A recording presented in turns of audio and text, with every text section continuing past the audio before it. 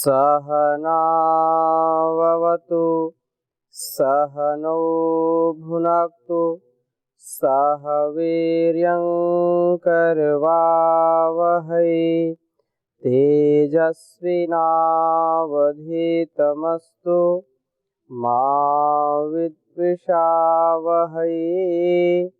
ओम शांति शांति शांति।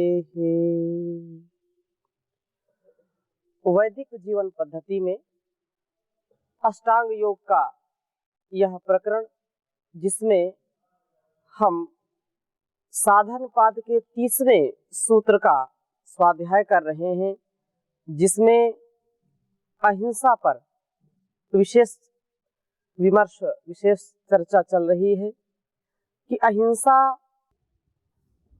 से हमारे राष्ट्र में, समाज में शांति का आधार होगा और हम जो दुख, क्लेश, कष्ट का अनुभव करते हैं उनसे निजात मिलेगी। निसंदेह यह जो अहिंसा है, सब काल में, हर हाल में हमको अहिंसा का पालन करना चाहिए। मनसा वाचा कर्मणा, न्याय पूर्वक यदि हम किसी को दंड देते हैं, किसी को दुख पीड़ा देते हैं, तो वह अहिंसा ही होती है, हिंसा नहीं होती है, परंतु वह न्याय पूर्वक हो, मर्यादित हो, वेदानुकूल हो, धर्मानुकूल हो। इसके विपरीत जो हम अन्यायपूर्ण ढंग से किसी को दुख, पीड़ा, कष्ट देते हैं, किसी को परेशान करते हैं, तो वह हिंसा कहलाती है।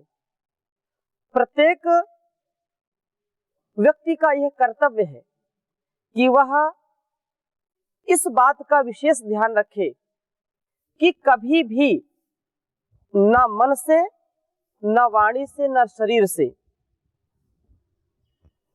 किसी की हिंसा नहीं करनी चाहिए। जहां अध्यापक, माता पिता या राजा या न्यायाधीश या सैनिक राष्ट्र के निर्माण के लिए, समाज के निर्माण के लिए, संतानों के निर्माण के लिए, उनके उज्जवल भविष्य के लिए उनको यदि प्रताड़ित करते हैं, उनको प्रीतिपूर्वक, न्यायपूर्वक डांटते हैं, समझाते हैं या दंड देते हैं, उनको दुख भी देते हैं, तो वह जानपूर्वक दिया गया दुख अहिंसा की कोटि में आता है।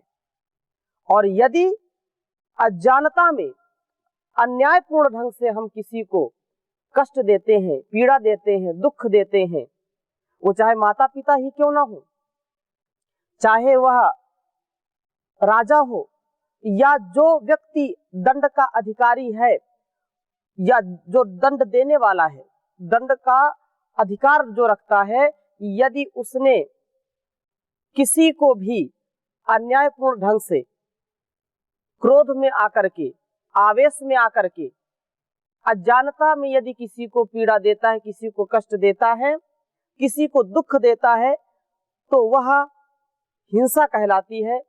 इससे हमको बचना चाहिए। पीछे की कक्षा में ये चर्चा चल रही थी, उसके पहले मैं आपसे पूछना चाहूंगा, कोई प्रश्न आपका इस विषय में हो तो आप पूछ सकते हैं। जी। कि जैसे कोई व्यक्ति है जी, या राजा है जी, वो, उसको उस चीज का बोध नहीं है, हाँ, और वो उसके साक्ष्य के आधार पर या उसकी जो प्रमाण है जी, उसके आधार पर उसको निर्णय दे देता है, जी, लेकिन वास्तव में वो जो निर्णय है उसका गलत होता है, जी, तो उसका प्रतिफल क्या होता है राजा के प्रति? और दूसरा प्रश्न ये था कि राजा को ज्ञान नहीं है, राजा चाहता नहीं कि ऐसा करे, लेकिन साक्ष्य और इसके आधार, जैसे न्यायाधीश होता है, जी, वो साक्ष्य के आधार पर निर्णय दे देता है, जबकि वो निर्णय वास्तव में सही नहीं होता है, वो गलत होता है। तो उस कंडीशन में न्यायाधीश को या राजा को पाप लगता है न्याय व्यवस्था के अनुसार, ईश्वरी व्यवस्था के अनुसार, ऐसा कुछ है? बिल्कुल। इसको हम इदम इत्थम, ये ऐसा ही है, ऐसा कह नहीं सकते हैं, परंतु हिंसा तो हो गई। यदि किसी ने कोई द्रोह किया है, किसी ने कोई अपराध किया है और उसको दंड मिलता है, तो वह भले ही बाहर से याचना करता रहे, अंदर से उसकी अंतर आत्मा जानती है कि तूने बहुत बड़ी हिंसा की है, तूने अपराध किया है, तो दंड तो भुगतना ही पड़ेगा। परंतु जहां राजा का प्रश्न है या न्यायाधीश का प्रश्न है कि न्यायाधीश के सामने ऐसे साक्ष्य प्रस्तुत किए गए कि वह अपराधी नहीं था, तो भी उसको अपराधी बनाया गया, तो वहां पर उस व्यक्ति को जो अपराधी नहीं था उसको अपराधी घोषित करके उसको दंड दिया गया, तो उसके प्रति तो हिंसा हो गई, उसके मन में पीड़ा होगी, उसके मन में अशांति होगी, न्याय के प्रति भी और उस न्यायाधीश के प्रति, उस व्यवस्था के प्रति भी उसका विश्वास उठ जाएगा। हिंसा तो हो गई, परंतु यदि न्यायाधीश को पूरा ज्ञान है कि नहीं ये ऐसा नहीं हुआ है, तो वह जानबूझ करके यदि दंड देता है तो दंड उसको भी मिलेगा, यदि नहीं देता है दंड, क्योंकि न्यायाधीश के भी कुछ अपने अधिकार होते हैं, ऐसा ही नहीं है कि साक्ष्य सब उल्टा ही प्रस्तुत कर दिया और उसने न्याय कर दिया। न्यायाधीश तो सर्वोपरि है, न्याय देने वाला है वह, तो यदि उसको शंका है तो वह और उसका निरीक्षण कराए और परीक्षण उसका कराए और बहुत सोच समझ करके वह निर्णय दे, एक भी निर्णय उसका गलत ना हो, ऐसा उसका पूरा प्रयास करना चाहिए। एक बार यदि साक्ष्य उसके विपरीत आ गए, 2 बार आए, तो भी ये तो प्रक्रिया है कि कोई भी निर्दोष व्यक्ति जो है दंड का अधिकारी ना हो। जो दोषी है उसका अधिकार है उसको न्यायाधीश को कि उसको दंड दिलाना, उसको समाज के लिए यह काम बहुत आवश्यक होता है कि वह उसको दोषी को दंड दिलाए, निर्दोष को बरी करे। जी स्वामी जी, जैसे अभी आपने बताया, तो इसमें ये भी है कि जैसे वो चाहता तो है जी कि उसको न्याय सही से दिलाए, लेकिन उसके साथ जो साक्ष्य प्रस्तुत किए गए वो मजबूरी बन जाती है उसकी, और उसको सामने वाले को दुख भी होगा क्योंकि निर्णय गलत दे दिया गया। तो इस कंडीशन में राजा को दोष कितना लगेगा? राजा को बहुत दोष है, क्योंकि पहले का जो दंड विधान था जी। यदि किसी के साथ कोई छल कपट करता था, चोरी करता था या कोई ऐसे अपराध करके उस साक्ष्य को मिटाने का प्रयास करता था, तो उसको कठोर दंड देते थे। तो जो लोग झूठा साक्ष्य प्रस्तुत करते हैं, तो इसका मतलब न्याय व्यवस्था थोड़ी सी और सख्त होनी चाहिए। राजा जितना सख्त होगा, राजा जितना जो है धीर गंभीर और शूरवीर होगा, उतनी ही उसकी व्यवस्था, न्याय व्यवस्था अच्छी होगी और प्रजा में सुशासन रहेगा, प्रजा बहुत ही सुख और शांति से रहेगी। कोई भी न्यायाधीश या कोई भी सिपाही गलत कार्य करने से डरेगा, वह रिश्वत लेने से डरेगा। लेकिन यदि प्रशासन, शासन चुस्त दुरुस्त नहीं है, उसमें ढीलापन है, तो निसंदेह ये अंधेर नगरी चौपट राजा, टके शेर भाजी टके शेर खाजा, ये तो सबने पढ़ा ही है, तो निसंदेह ऐसा ही होगा। इसलिए राजा जो होता है उसका उत्तरदायित्व होता है कि उसकी प्रजा में सुशासन रहे, न्याय रहे, धर्म रहे, एक दूसरे को कभी भी दबाया न जाए, सबके साथ न्याय हो, प्रीतिपूर्वक न्याय हो, ऐसा विधान एक अच्छे राजा का होना चाहिए। उसकी चर्चा भी हम सुशासन की चर्चा आगे करेंगे। तो यहाँ पर जो चर्चा चल रही है कि अन्याय पूर्वक किसी को भी दुख कष्ट जो है पीड़ा न देना, प्राणी मात्र को किसी भी प्रकार से जो है अन्याय पूर्वक जब दुख दिया जाता है तो वह हिंसा है, और न्याय पूर्वक दिया जाता है तो वह अहिंसा है। ऐसा हमको ध्यान में रखना चाहिए। अहिंसा का जो पाठ है वो हमको बचपन से ही अपने माता पिता से मिलता है। हमारे माता पिता जितनी सूक्ष्म स्थिति में अहिंसा का पालन करते हैं, आप स्वयं इस बात को जानते हैं, उतना ही अहिंसक उनकी संतानें होंगी।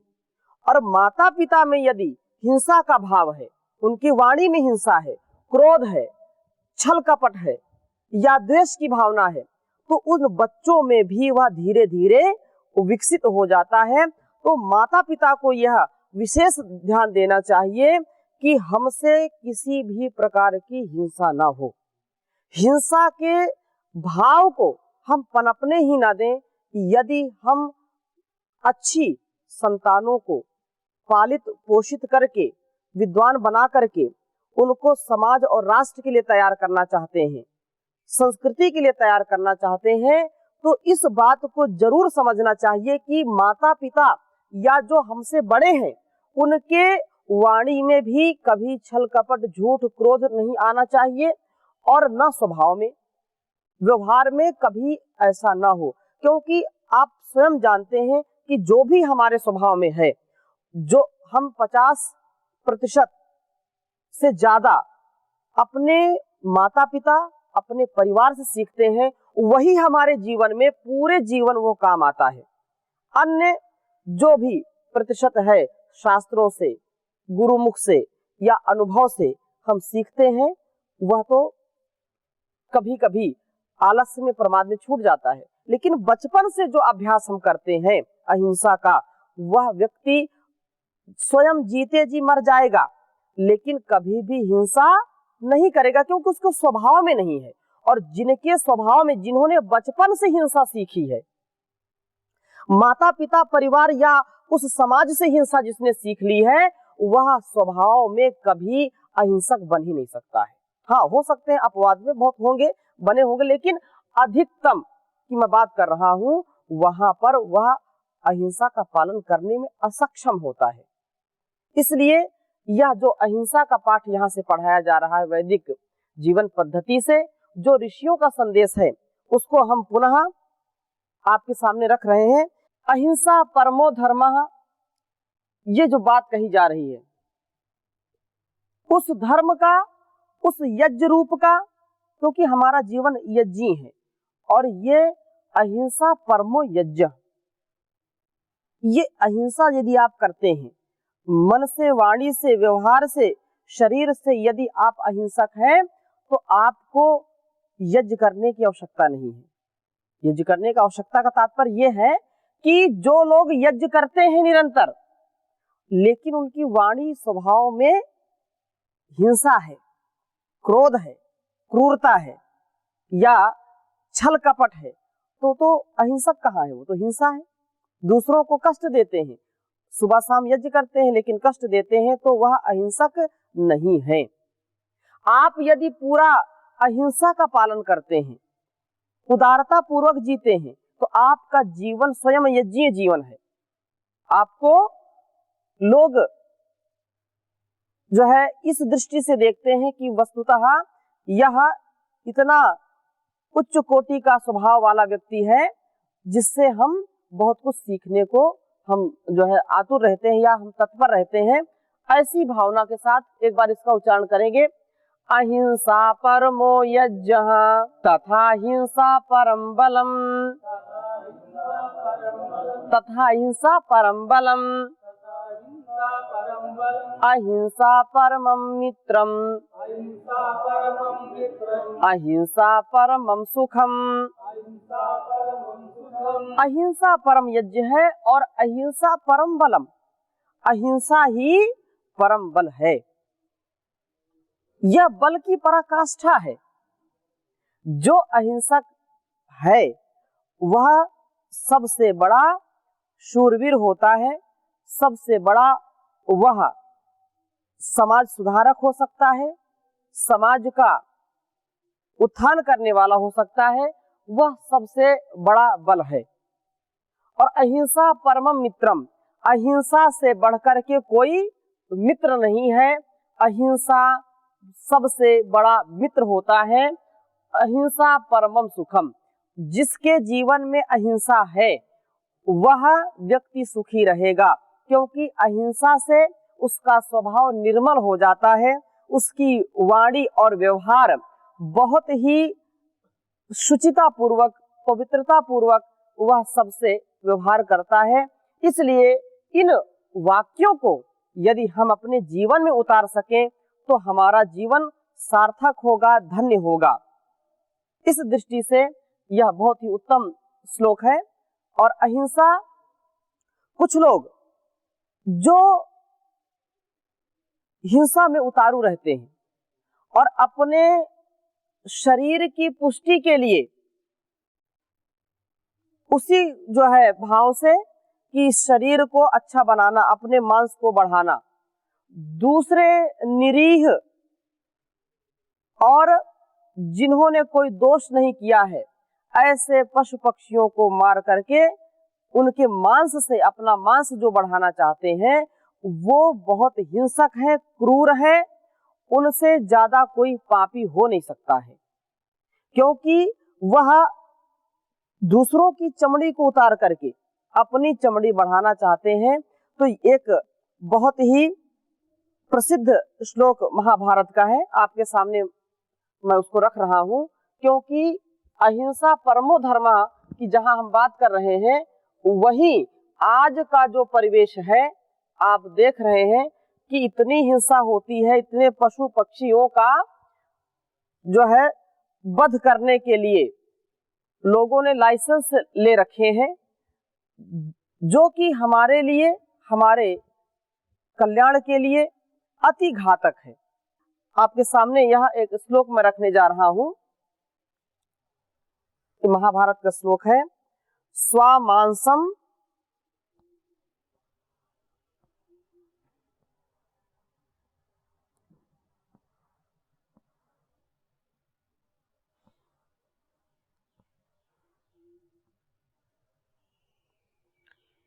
स्वामांसम परमांसेन।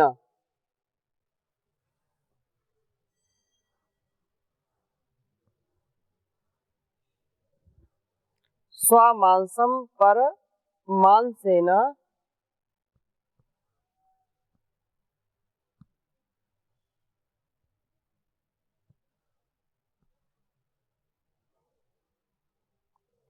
यो वर्धयितुम इच्छति।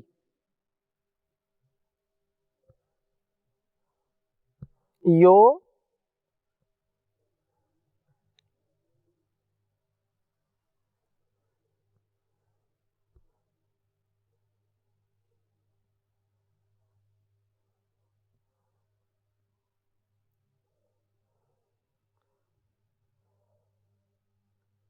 यो वर्धयितुम इच्छति।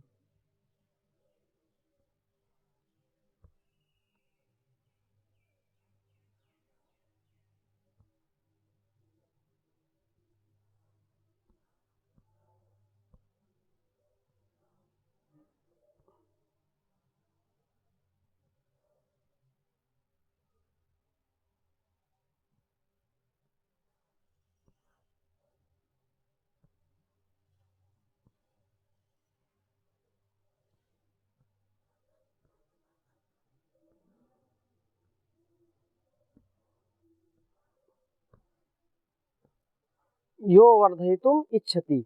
आगे कह रहे हैं, नास्ति क्षुद्र तरस्तम है, नास्ति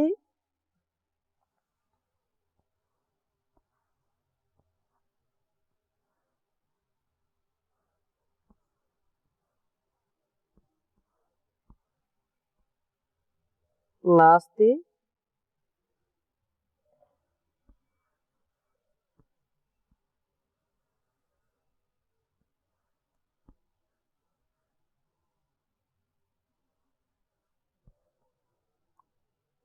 नास्ति क्षुद्र तरस्तम तरस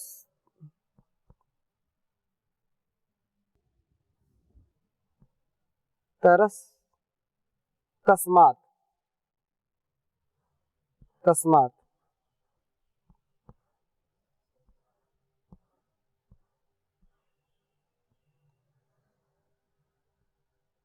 तस्मात सा, वह व्यक्ति, सा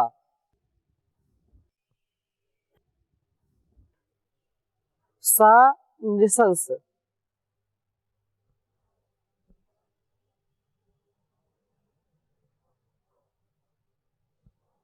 सा नृशंस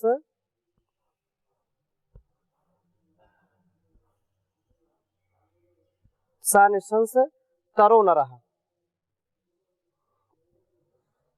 बहुत ही प्रेरणादायक यह श्लोक है। उच्चारण करेंगे एक बार। स्वामांसं परमांसेन यो वर्धयितुम् इच्छति नास्ति क्षुद्रतरस्तस्मात् सा निशंसतरो नरः।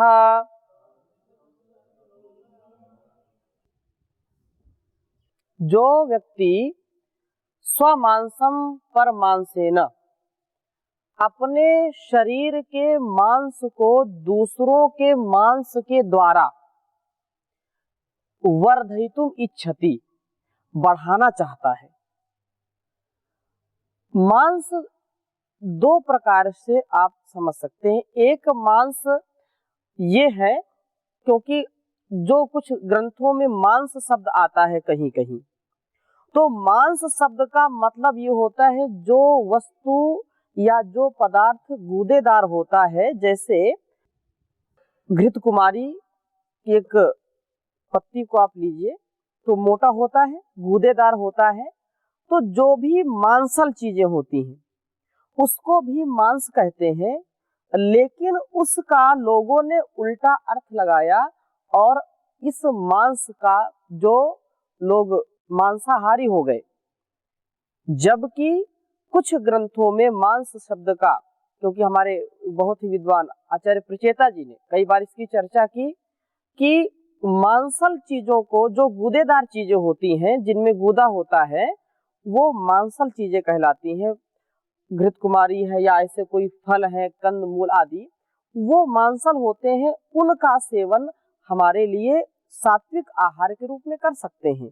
परंतु यह जो आज लोगों ने हत्या करके, जीव जंतुओं को मार करके, इस मांस से दूसरों की चमड़ी उतार करके अपनी चमड़ी बढ़ाना चाहते हैं, वो कह रहे हैं श्लोक में कि नास्ति क्षुद्र तरस्तम तस्मात्, नास्ति नहीं है, क्षुद्र तर तस्मात्, उससे ज्यादा कोई गिरा व्यक्ति हो नहीं सकता, उससे ज्यादा नीच कोई हो नहीं सकता है जो दूसरे पशु पक्षियों की खाल को उतार करके अपने खाल को बढ़ाना चाहता है, उनके मांस से अपने को बलिष्ठ बनाना चाहता है। उससे ज्यादा कोई क्षुद्र हो नहीं सकता, उससे ज्यादा गिरा व्यक्ति कोई हो नहीं सकता। और कह रहे हैं सा निशंस तरो नरः, उससे ज्यादा अपराधी, उससे ज्यादा क्रूर व्यक्ति कोई नहीं हो सकता है जो दूसरों की हत्या करके, दूसरे पशु पक्षियों की बलि दे करके अपने उदर को भरना चाहता है। क्योंकि यह बहुत ही हिंसापूर्ण कार्य है, यह इतना क्रूरतम कार्य है कि इससे ज्यादा कुछ हो नहीं सकता।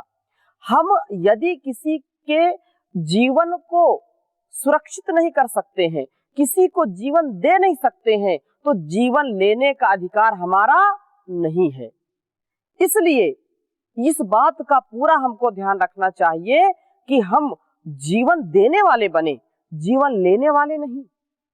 दुनिया में कोई ऐसा व्यक्ति नहीं होगा जो दूसरों को जीवन दे सके।